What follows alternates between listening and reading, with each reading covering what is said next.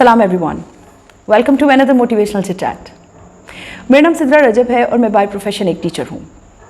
मैं आज आपके लिए एक पूरा पैकेज लेकर आई हूँ जिसमें बहुत सारे ऐसे लोगों का फ़ायदा हो सकता है जो कहीं ना कहीं खुद को ज़ीरो समझते हैं, खुद को इन्फीरियर समझते हैं, खुद को गलत समझते हैं, खुद को क्रिमिनल समझते हैं। हमारी पर्सनालिटी पर हमारे एनवायरनमेंट का नेचुरली बहुत ज़्यादा इफ़ेक्ट होता है, यानी हमारे इर्द गिर्द के माहौल का हमारी ज़ात पर बेतहाशा असर भी होता है। हमारे फैसले भी उससे इफ़ेक्ट होते हैं, हमारी इन्फॉर्मेशन भी उससे टेस्ट होती है, हमें मुश्किलात का सामना भी करना पड़ता है। दूसरे और आसान लफ्ज़ों में, हम जिस चीज़ से सबसे ज़्यादा नेगेटिवली इफ़ेक्ट हो रहे होते हैं, हम लोग उसी चीज़ के साथ, उसी एक इशू के साथ रहने पर मजबूर भी होते हैं। मैं खुद इन सिचुएशंस में से अपने चाइल्डहुड से गुजरती आई हूँ और आज तक हूँ, यानी अपनी अनफेवरेट सिचुएशंस को बहुत ब्रेवरी के साथ पास आउट करना पड़ता है। यही ज़िंदगी है, यही टेस्ट है। सो शॉर्टली एंड प्रिसाइजली ये कह सकते हैं कि we cannot live with our own accord and we will have to say yes to those situations which are really unwanted. ये तमाम फैक्टर्स जिनको मैं नेगेटिव बोल रही हूँ, जिनका हमारी पर्सनैलिटी पर असर होता है, असल में वो असर है क्या? वो वही असर है जो हमें ज़ीरो बनाता है।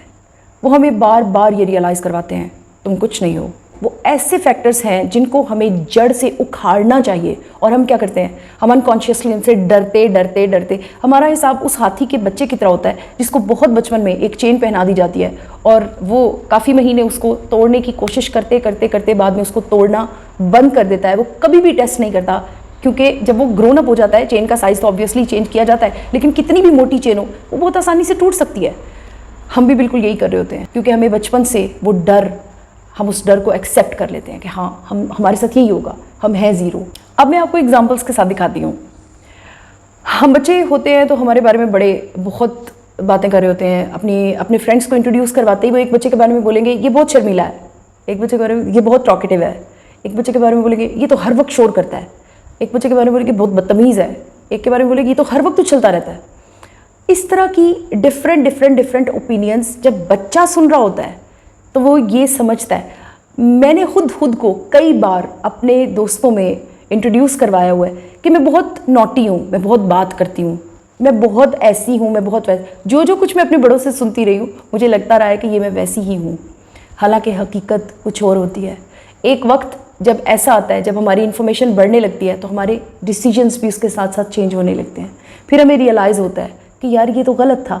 इसका मतलब ये है कि वो जो नेगेटिव अनासर थे उनके अंदर नेगेटिव नहीं थे। वो सब लोग, हमारे बड़े, हमारे पेरेंट्स, वो नेगेटिविटी की वजह से ये नहीं कह रहे थे कि ये ऐसा करता है, ये ऐसा, ये वो लाड कर रहे थे हमारे साथ, लेकिन हमने उसे अनकॉन्शियसली एक्सेप्ट करना शुरू कर दिया। बिल्कुल इसी तरह से जब एक स्टूडेंट को बेइज्जती करवाने की आदत पड़ जाए, वो खुद को बेइज्जत तस्वुर करने लगता है। एक बच्चे को पता है कि मुझे मार ही पड़नी है, वो किसके लिए इज्जत बनाएगा, वो किसके लिए इज्जत की स्ट्रगल करेगा। एक वाइफ को पता है कि मेरे हस्बैंड ने आते ही मेरे साथ जो ज़ुबान बोलनी है, वो अनकॉन्शियसली एक्सेप्ट कर लेगी कि yes this is what I deserve. तो इसका मतलब ये है कि जो भी हमारे बारे में मुआशरा डिसाइड करे, लोग डिसाइड करें, हम उसी तरह के होते चले जाएंगे। आपको लगता है कि ये बात सही है, ऐसा हमें करना चाहिए? मुझे लगता है कि ये बिल्कुल गलत है। और हम खुद, सबसे पहले हम खुद अपने लिए, ये जो अपना आप है ना, इसके लिए स्टैंड लेंगे। हम खुद खड़े होंगे, हम खुद अपनी गिरी हुई इज्जत को उठाएंगे। हम सामने वाले एनवायरनमेंट को, सामने वाले माहौल को, वो तमाम अशख़ास जो हमारे बारे में ओपिनियंस इस तरह की रख रहे हैं, हम उनको ये रियलाइज़ करवाएंगे कि यू आर नॉट राइट। ना ही हम उस माहौल को फेवर करेंगे, ना ही हम उस माहौल को रेस्पॉन्ड करेंगे जहाँ पर हम ज़ीरो मशहूर हो चुके हैं, जहाँ पर हम बुरे मशहूर हो चुके हैं, जहाँ पर यह कहा जाता है कि यार ये तो ऐसा ही है। हमें इसके लिए स्टैंड लेना होगा। और मुझे उन बच्चों को देख के बहुत खुशी होती है जो अपने बारे में परसीव्ड ओपिनियंस को गलत साबित करते हैं। मुझे अक्सर मेरे दोस्त अहबाब भी बोलते हैं ना कि मेरे बारे में कोई ओपिनियन देते हैं, तो मैं कहती हूँ I respect your opinion, it's okay, you think about it.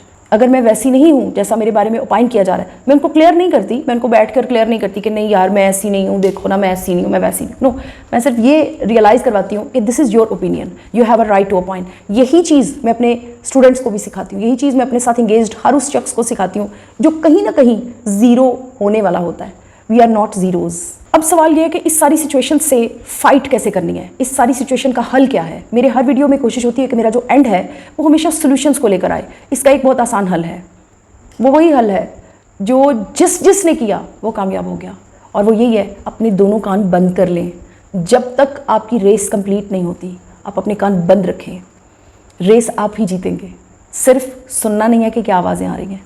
You are not a zero, you can do, you can achieve, you can conquer, you can win, you will win.